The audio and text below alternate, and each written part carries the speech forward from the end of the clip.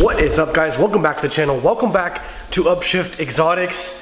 It has been a while since I picked up the camera, and I'm sorry about that. I failed you guys. I understand if you lost faith in me, if you lost faith in the channel, but I'm gonna be honest with you guys. I've had a lot going on. Now, I know you guys are gonna think that's just excuses, but seriously, I've had so much going on. We're here to talk about supercars, and we've been driving this every day, but I haven't been filming every day. And gotta be honest, guys, with other things going on, I just kind of felt overwhelmed and almost to the point where I just didn't want to pick up the camera. It just felt like a chore to me, and I wanted it to be fun. So I've been waiting, and today it's actually getting dark outside, but I waited all day and I could not wait to pick up the camera. So that is why I took a little bit of time away from YouTube, away from the channel. But we're going to start the car, get that straight pipe Rev 9 Audi R8 exhaust fired up, heated up, ready to go, and we're going to go wash the car. And on the way, I'm going to tell you guys 3 things I like about the car and 3 things I dislike about the car. Well, as you do, it's raining. Now, I don't know where this rain's coming from. I mean, obviously it's coming from the clouds, but it's not supposed to rain. It's not supposed to rain. There's a 15% chance of rain all day long today, and it's raining right now as I'm filming this video. So there's that. As we always get when we film, we get low tire pressure. So I haven't driven the car in a few days, so we're going to go get some air, and hopefully by the time we get done with the air, it stops raining. Well, I checked the radar, and according to the current weather and the clouds, it's not raining right now. So that right there is the culprit. It's my rear driver's side tire. It's a 23.5. Well, fellas, it is still raining. I don't know what to tell you. It hasn't rained all day, and then on my way to wash the car, it starts to rain. So, first like of the Audi R8. Now this is a 2009 Audi R8 V8. For those of you who don't know that, welcome to Upshift Exotics. This is an Audi R8. So, the first thing that I like about the car is the visibility, guys. You can see so much. The rear view mirror, you can see so much out the back glass. Every window, there's just a good viewing. Now, I can't say the same for Lamborghini. I've been in a Huracan, I've been in an Aventador, I've test driven a Huracan. Horrible visibility. When I sat in the Aventador, even worse. But there's still 2 brands, 2 different builds and body styles. But at least for the Audi R8, visibility, that's a good one.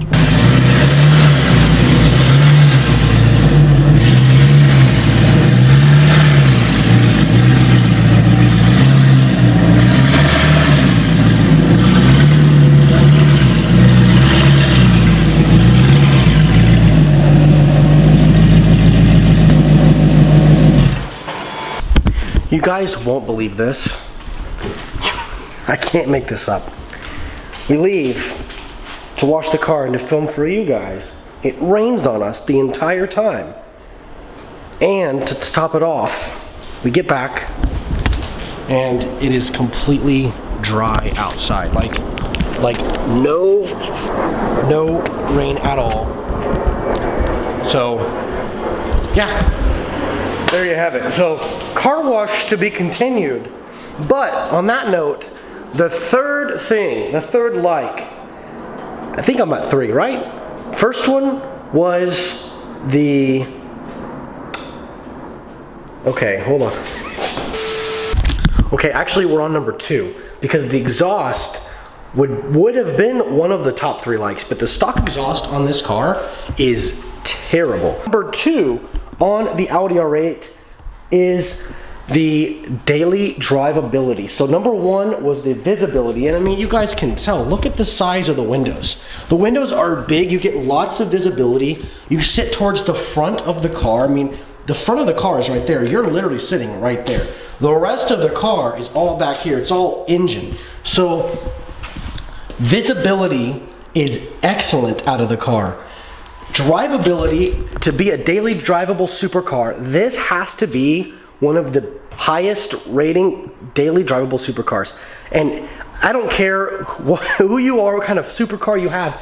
I think everybody, whether you like or dislike the Audi R8, you can't deny that it's probably in the top 2 or top 3, top 5 for sure daily drivable supercars, because you can easily see out of it. I mean, guys, look at the side profile of the windows. Like, that is a big window, and you have this massive rear deck lid glass panel that you can easily see through that entire back glass, overlooking the engine and overlooking anything behind you. Your blind spots really aren't that bad, even though there's a huge space right here between where the glass is all the way to right here. Really, it's not that bad. Just the lines of the car make it very easy to daily drive, very easy to see out of.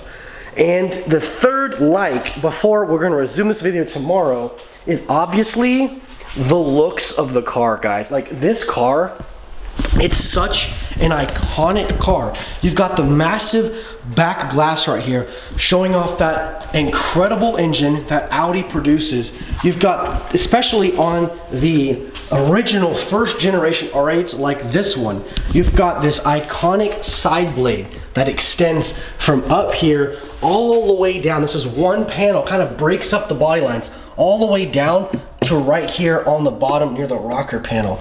And you got this air intake right here. Just the side profile of these cars looks so sick. I mean, they just did such a good job with the design. From the front, it just rides so low, it's so wide. And for a supercar to be so low, so wide, and have just so much character to the lines of the car, just so much detail in a car when you're just sitting there looking at it. I mean, you've got the fenders back here, you got this line, and the black really brings it out. You got this line, shows off the fenders. You can really see how wide those fat tires are. You see the side blade, the air intakes, the side paneling on the door, and then the beautiful, iconic Audi headlights. And there's no mistake, when you are sitting behind this car in traffic, that you are looking at a supercar. I think looks are one of the things Audi just absolutely killed with this car. I mean, it looks so good. So those are my top 3. I could go on and on about how much I like this car, giving you guys a list of 100 different things and reasons why I like this car, but that would completely bore you guys. You would definitely click off the video. You probably would unsubscribe. But if I could give you my top 3, it's visibility, daily drivability, and the look.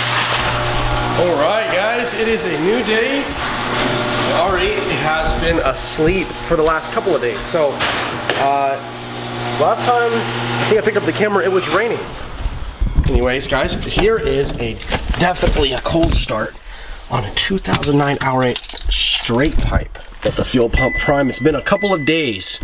So what I do is I typically, I don't know if you guys can hear that, but I let it stop, let it prime completely so you can listen. It's like a whining electronic noise. Here we go. It's gonna be kind of loud.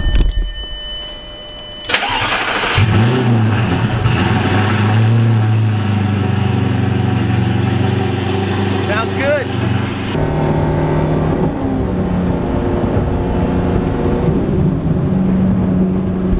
Well, the last time that you and I talked, we talked about the 3 things that we love about the Audi R8. Now it's time to go to the opposite side of the spectrum and talk about the 3 things that I dislike. And while I'm driving, and while I'm thinking about it, the first thing I dislike about the R8, and this is the first gen R8s, the ones that have the single clutch. You car fanatics already know what I'm talking about, but yes, the single clutch is not the smoothest. Now, I used to have a Porsche with a dual clutch PDK transmission, arguably the best transmission and the gearbox ever built in a car, maybe besides a Formula 1 car, but just Porsche did an amazing job with that transmission, with that gearbox. But this gearbox is a little clunky, it's a little temperamental. I've already had to get it serviced once, but that was mainly due to the miles. as far as it goes, like at stoplights, I have to put it in neutral. I'm at a stoplight right now. I have to put the car in neutral, and if I don't, it can just wear out the clutch because it's sitting in first gear. You have to drive it like a manual, but without actually engaging a clutch when you shift. You still have to let your foot off the gas when you upshift and when you downshift. So for example, when this light turns green, I'll show you. I think it's gonna turn green. No, it's not, because they're going. So anyways, yeah, when it turns green, I gotta put this over into neutral, excuse me, drive, put it in manual. And every time I shift, I take my foot off of the gas and then shift with my paddles here, whether that's upshift or downshift. So it is a little bit, it was a little annoying when I first got the car, but I knew that going into it. It's like right now it turned green, I put it in drive, and I'm driving forward. I'm gonna go into first gear, I'm gonna shift, foot comes off the gas, I use the clutch, or use the paddle here, and then I downshift down to first, and my foot is still off of the power. So you gotta kind of drive it like a manual, but it's not a manual. You guys know what I'm saying. It can get a little bit, well, it's a little bit engaging, which is kind of cool because it has a lot of character to it. It is lunchtime. We're meeting my good friend and professional race car driver who just won 3rd place at Daytona at lunch today. He just literally raced at Daytona, I don't know, 4 days ago. So we're gonna meet Alexander for lunch. Currently on the way to the gym. I had a great lunch with Alexander Kariba. Guys, that race in Daytona was insane. On the last lap, he actually got rear-ended from another driver, spun off the track, recovered the car, and took 3rd still, kept 3rd place, which is phenomenal. Another thing that I really don't like, and I'm having to be like really nitpicky here. I mean, like really nitpicky here, all right, is the stock exhaust is terrible, which we've already mentioned that in this video. That's why we fixed it. We have the aftermarket Rev 9 straight pipe on. Check out this car, super sick. Nice car. What a cool car. Well, we just went grocery shopping, and I also burned my leg on my exhaust. So guys, let me explain what happened. I was carrying my gym bag and everything out of the front trunk here, was walking around the side of the car. This was exactly what I was doing. I had like all this stuff in my hand, and I'm trying to squeeze this way so I don't like brush my gym bag and my backpack up against the R8. And I'm moving around just like this, okay? And I stepped on this ledge. This ledge, literally, I trip on it in like every video, and I happen to not be filming, but I was walking over just like this, and I stepped, and my calf right there went up against my exhaust tip, this inner exhaust tip, and literally burned a round spot on my leg. I literally could hear it singeing like a skillet sizzling. On to the 3rd thing that I dislike about the Audi R8. Now, this is not about the Audi R8 itself. This is more about Audi as a brand. So you Audi lovers out there, I'm sorry, but you just can't deny that other automotive companies have a much better brand and marketing, and like just like making you feel a part of the family. For example, Formula One. You can buy Ferrari jackets, hoodies, t-shirts, Ferrari gloves, Ferrari shoes, like Ferrari watches. You can buy like Ferrari necklaces, earrings, like anything that you possibly can think of, Ferrari can make it.